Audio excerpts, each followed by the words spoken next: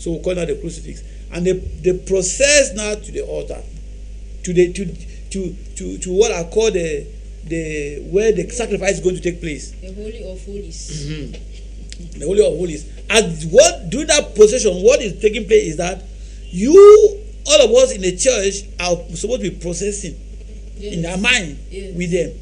Because now we are pilgrims on this mother earth. So we are going out to the eternity. Where are we going? Because of who see on the street and say, where are you going to spend eternity? The president, where are you going to spend eternity? But we in Catholic Church, we already have the eternity there. So as a Catholic, during that procession with the cross, with the priest behind, or the pope or the bishop, may say, who is behind, leading the flock, all of us are processing together. So during that time, there should be no any other gesture. That should be focused now on the crucifix. The procession that is going out to the altar where the sacrifice is going to take place. And when they reach there now that altar, you are now there with Christ. That's what I've told about. When the mass will stand out, they will make a sign on your forehead, on your lips, the sign of the cross. Then it must have started. But now you are inside the mass. You should know where you are. You are there in eternity. Paga is taking place. So you should be focused. When I say Paga, don't know Paga means that heaven and earth are now joined. Because Christ is present. Whatever priest is saying word, it's Christ who is saying, it's not him. The Christ is there. You call it impersonal Christi. So that's what is taking place. That's the procession. That's what I think is very important, that they should know that. Me, I also learned it like that, and I'm inside it. So, Mount Zion, there's just something I noticed in this modern time. While growing up, before entering the church, we always have holy water at the entrance of the church. So you sign yourself while genuflecting. But nowadays, that particular practice, I don't know if it has been excluded or it's no more important. Normally, I also saw it when I was growing, and at that time, you realize that the way they were building the church, they always put where those pans or the little bowls where they will be placed, and then they walk around.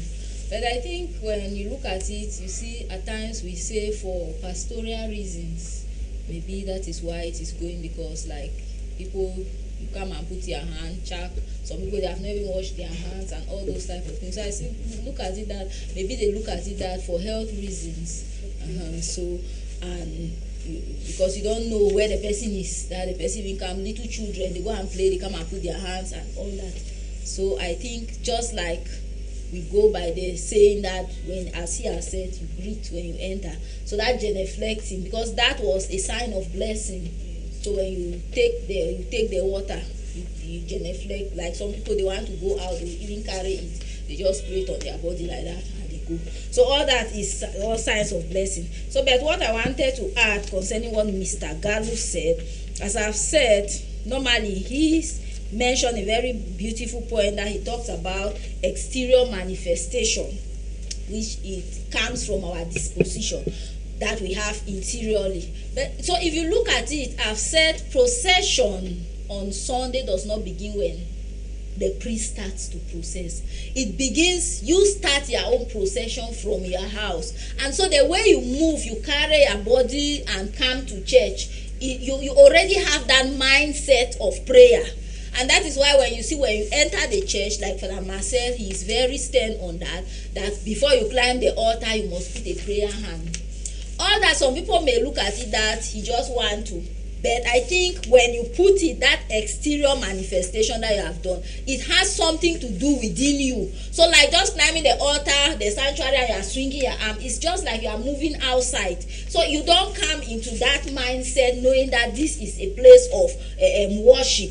So but immediately your hand goes like this, already your body, your mind, and everything is going towards prayers. So I think that is what that is what is needed. That's why all these gestures are there. So they all come with this body movement. Either you have the hand, you have whatever. So it's all to lead us to have a right disposition, so that by the time we want to hear other things, and that is why they tell us that in the church, when we are present, we have to be full in that participation. We have to be active and we have to be conscious. So we have these three things to put to get that right disposition.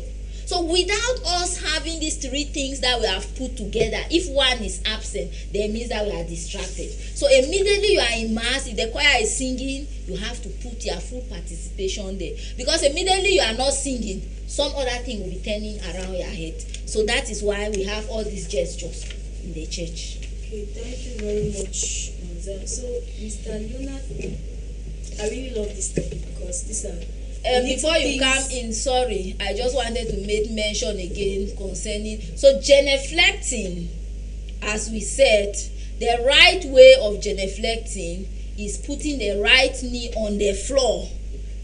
You put the right knee on the floor and then you go down, because some people, the way they make it, Madam Moderator, is like a style. You see somebody just come, you think whether the person was dancing or whatever, then that is why I say that you have to have that full conscious and active in the participation, because immediately you go down, it's a sign of adoration. Yes, so it has to be within you. So when you put that right knee down, some people like me, when I enter the church, as you talked about the holy water, now when I enter the church, as I put my right knee down, I make the sign of the cross, I sign myself, and then as he said, welcome, you are a sign of greeting. So you are signing now, making the Trinity to know that you are part of the family. You have come now in to join in whatever it is going to happen. So genuflecting, that is how we do it. And genuflecting in the church has either you genuflect or you do a profound bowing. Yes, that bowing that comes from your waist. That's why we have profound bowing and simple bowing. Simple bowing, you just make your head. But profound bowing, you must go down and then your waist. That one is equal to genuflecting. Somebody who cannot genuflect, the person can do a profound bowing. Okay. So I was coming to you, Mr. Leonard. I really love this topic because, as people will say, little things matter a lot. So there's this sign we do before the priest takes the gospel, where we sign our forehead, our lips, and our chest. So I really want to know what this particular sign signifies. Okay, yeah, that's a very good one. I think this is one of the common one that it's done everywhere. Yes, and it's part of the liturgical rite. So the signing during the gospel, we do this small cross like this on the forehead, the lips, and then some people will say the chest, but in essence it's actually at the left breast, because it's your heart you're targeting. And what is the meaning? At the level of the head, when they're about to read the gospel, when you sign yourself like this, you're calling for the grace of God to open your mind. Yeah, you want to hear the word of God with an open mind, and you also want to proclaim it. That's with your lips. When you sign on your lips, that you want to be asking for the grace to proclaim the word which you taken. And then most importantly, you want to keep it in your heart. Yeah. So like I said, most of the times it's just the same. Like a lot of times, many people do like this and like this, and then the way they rush it.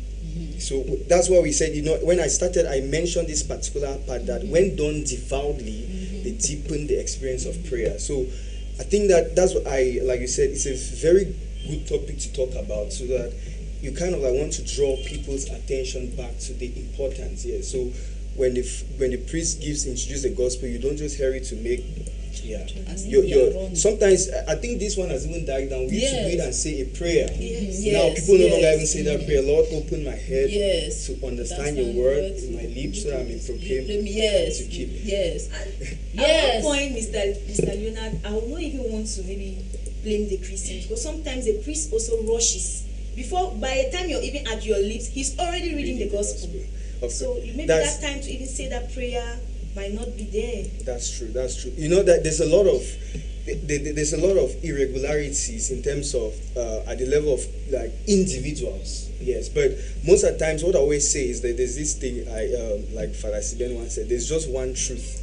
you know, there's the right way of everything, and then Yes. there's always these things that people do. Bring But in. at the end of the day, we always try to say that in the church nice. there's just one thing, and we try our best to see that we're doing that right thing. Yes. So I think that personally, it's just like saying that if you want change, the change first will start with you. So your interest not really be looking at the others. Like you personally, if you, it's just like what they said in church today. You can have a whole assembly of people, but maybe just 15 people will go back to church. At times they don't even reach that 50. So Maybe even the person who is preaching. exactly. Maybe the person is It's also not going. even- exactly. So it's- The first thing is about your disposition. So That's that's it. secret that Yes. not everybody is disposed, Yes, but if you are having the right disposed, you do. disposition. Yes, when you have the right disposition, you do in the right way.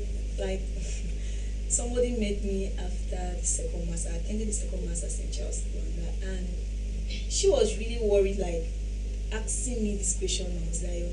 That why do I always sit where I sit? She feels like I'm not in mass. I'm not present there. Like I'm not disposed. I told her that I might be sitting at the gate, but I'm more disposed during mass than you. It doesn't matter. I might not sit maybe at the first bench too. I, for one, I like sitting where I sit in church because it makes me to really focus a lot. Instead, when I sit maybe right in front, I easily get distracted. I don't know why, but that's what I have noticed. So it's not like some people will say maybe when they attend mass in the hall, they don't feel like they're in mass, but when they're in church, that's where they feel. Does that really matter, Mount Zion?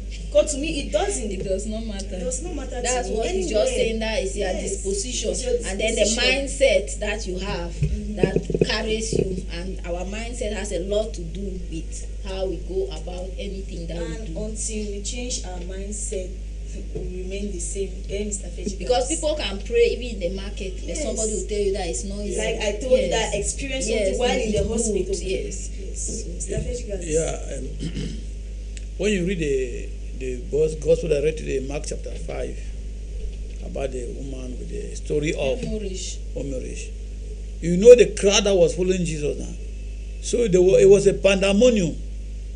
You can imagine the noise that was there. Even if the people could not open their lips, but just the legs that was moving with him, they could make a lot of noise. But in that crowd, in that thousands of people, that woman had the courage,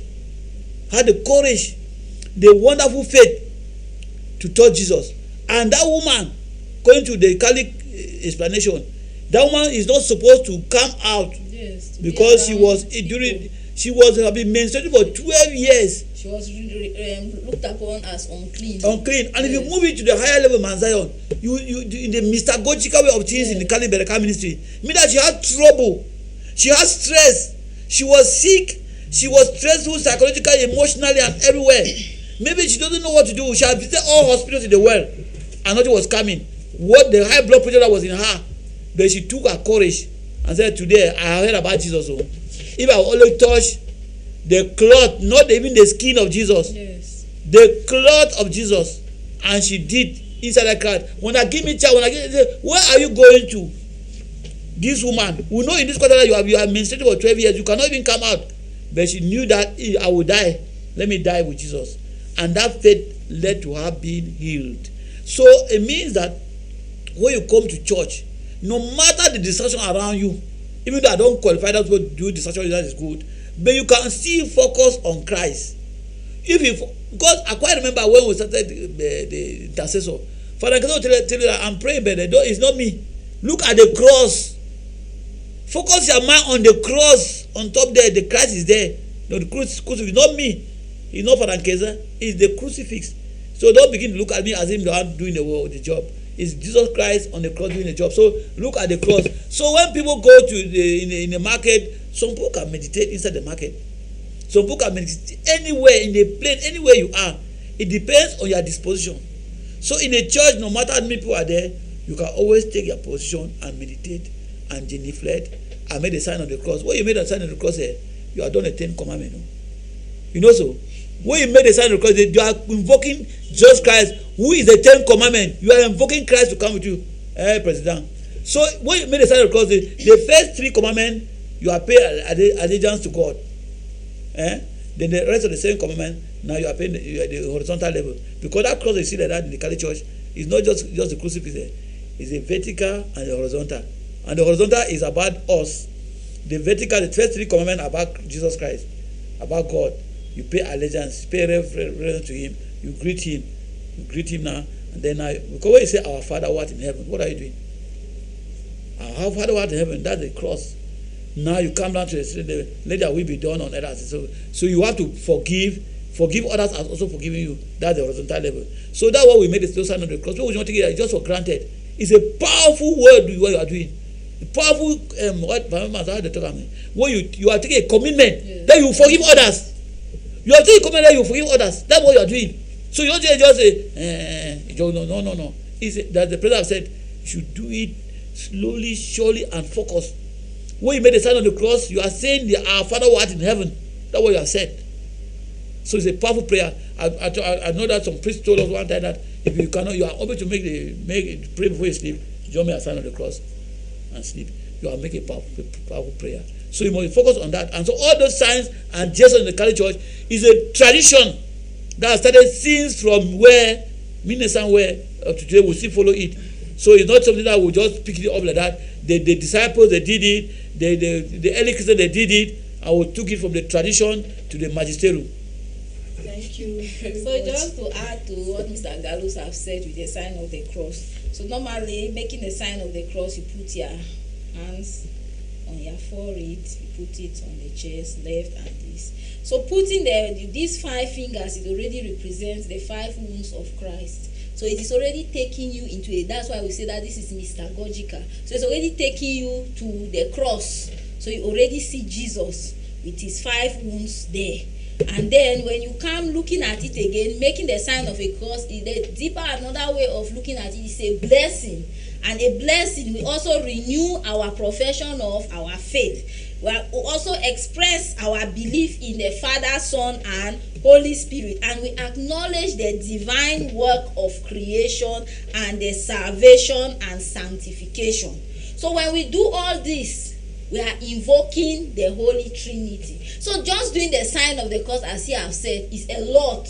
And that is why we as Catholics, we must, wherever we are, we should not be ashamed of our belief. Because most often you see some people, you go to a gathering where they want to pray, let us pray, you see the Catholics too.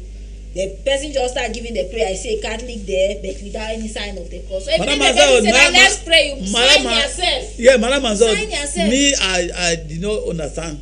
So when I went where I want to pray, those who don't make it sign because I don't see them making, I don't do it. No. Many people are doing it. So today, looking at other people. Today, whether you are Muslim, whether you are Buddhist, whether you are I will make the sign of the cross. Whether you are African traditional religion, that sign of the cross is everything. My faith, and the Christ is there. It's the Christ who did it. It's not me, and gave me that. Do this in remembrance of me, and that's what I'm doing. Because when you do go to church, Madam Moderator and the president, you see when Christ was going to Emmaus, he made people on the way did not understand him. So when they come to culture, they broke the bread. It's because Christ did it on the road to Emmaus with people and broke the bread, and they recognize him. When they broke the bread, do you recognize Jesus Christ? Madam President, you know when they ring the bell, I want to thank the director. I did not use to understand, so I asked our Reverend Father, when they ring that bell after the consecration, meaning that now the bread and the wine has now become the body of Christ and the blood of Christ. So now you are supposed to be even shivering. But how many people can even understand what is going on? I don't know. Thank you. So, Mr. Tamu, there's this posture during consecration that most people do. I don't think it's right, but I want you to tell me, during consecration, half of the population kneels, but you still see some few people standing. Is that the right posture during that time? Okay, normally, according to the general instructions of the Roman Missal, during the liturgy, at consecration, everybody is expected to kneel. But it actually provides an alternative, like for if people who, maybe in case of health, for instance, you can sit, right? Then that people will have a problem with their knee or kneeling and all that. So generally, I would look at it in this way. First, if you cannot kneel, that kneeling is the act of that adoration and reverence. So if you cannot kneel, the next thing closest to that is more standing than sitting in a way. So that's why people who cannot kneel would stand. You understand? But now sometimes I've seen where churches where the priest tries to educate that, they will tell that it's preferable everybody be down. Like if you are yes, not kneeling, you you better sit down. The reason for that is not that sitting down is correct and all of that. It's just because they at that point, that's the highest point in the mass, and the main thing at that point is when they lift up the host. And there's this thing that a lot of people don't know, but you find that when they lift up the host, a lot of people instead are they are still putting their heads that down. elevation. You have to take your head up. Yes. It reminds us of, in fact, Jesus Christ himself said it, that as Moses lifted up the serpent in the desert, and everyone who was hurt looked up to that serpent and was healed, so shall the Son of Man be lifted up, and everyone who looks unto him shall be saved. So when the Son of Man is lifted up, it is in that part of the mass. We are doing that Calvary moment again during the Eucharist. So kneeling shows that adoration and reverence. If you cannot kneel, it should be because of health reason or something. But if you can, you should. There's no reason why you should not. And the worst one is like what I've always said, like you find churches where people don't kneel because there's no kneeler. Some people say they want to they date don't want to their date dresses. that. Yeah, some people even they have kneelers, they look at it, they say the it's kneeler is dirty. dirty and all of that. And when you call them to come for church clean, They will not come. When they come and even wipe the benches, Mr. Tambu. Then they will say that they not be wipe the bench. Who are the people to wipe those benches? That's the question. Monjito, do you know what if let's look at this way, look at it keenly. There's just one reason why we say all these things and do all these things, because 90% of Catholics have not understood the mystery of the Eucharist. Because I want to give you this simple example. Imagine that, take a situation where Jesus Christ appears to you. You will not bother if there's mud there. Yeah. You will prostrate. So the thing is that we feel like Holy Communion is just a symbol. It's not actually. We do not know about the real presence, that the bread, the consecrated host, is now Jesus himself. So we need to see beyond. So we are using just the physical eye, and that's why we cannot appreciate it that much. So that's why we feel like the kneeler is dirty. So, but if we could open our spiritual eyes to actually see what's going on, nobody will. You prostrate like Nobody Thomas, will. Yes. my Lord and my God. Yes, nobody will sit. So then there's this other one when the priest climbs on the altar. Madam Moderator, please, before you come back to Mr. Tamu with the next, I just want to give a certain advice. So for most people who cannot kneel, it's preferable you sit either at the back of the church, or when you know that when you stand, you will not obstruct other people. So at that position, you can easily stand, and then you take the same posture, like, because that is also giving that honor. Yeah, so instead of you to come and sit where you know that when you during consecration, if you stand, you are going to obstruct so many other people. It's better you sit where you know that you can conveniently stand. Yeah, thank you. That's interesting. So Mr. Tamu, there is this other gesture when the priest goes up to the altar. He kisses the altar. Because that signifies, because I really hear some, even when it's happening, some people really grumble, why did they kiss that altar? Wait till they for that altar. They don't know the significance of him doing that. Yeah, exactly. So, okay, about kissing the altar for the minister, that's the priest.